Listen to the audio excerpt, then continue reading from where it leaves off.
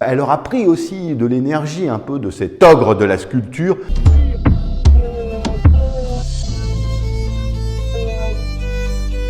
Bonjour à tous, je vous parle aujourd'hui d'une fabuleuse sculptrice qui fait partie de ces femmes artistes qui ont longtemps été oubliées de l'histoire de l'art. Il s'agit de Camille Claudel, la sœur d'ailleurs de l'écrivain Paul Claudel, académicien, qui a reçu toutes les palmes et donc d'ailleurs elle va faire un buste très émouvant au début de sa carrière. Vous le savez de par cette histoire un peu tragique qu'elle a avec Auguste Rodin, le fait qu'elle ait fini dans un asile d'aliénés a évidemment une notoriété très très grande. Elle va commencer donc dans des ateliers au mépris des conventions de l'époque où elle s'impose véritablement comme une femme capable de travailler sur les matériaux un peu durs comme le marbre, le bronze, qui étaient des choses particulièrement peu autorisées pour les femmes.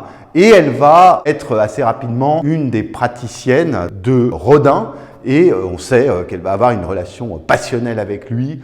C'est clair qu'il va aussi la pousser et reconnaître quand même son talent, que de toute façon elle aura pris aussi de l'énergie un peu de cet ogre de la sculpture, mais d'une certaine façon elle va également lui apporter énormément de choses dans la sensibilité, dans l'émotion. Rodin c'est la force, c'est la puissance et Camille Claudel c'est l'émotion, c'est la vérité aussi très profonde et très forte d'une sculpture qui parfois est bouleversante. Je pense à l'implorante par exemple, qui est cette vieille femme qui implore d'une certaine façon d'être aimée.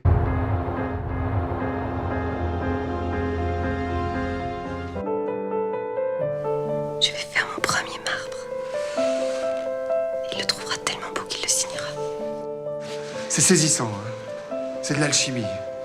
C'est de la féerie. On pourrait dire en tout cas que ce serait un peu le résumé de sa vie, mais tant de quantité d'autres groupes de sculptures extrêmement sensibles et que nous découvrirons à l'occasion de ce cours.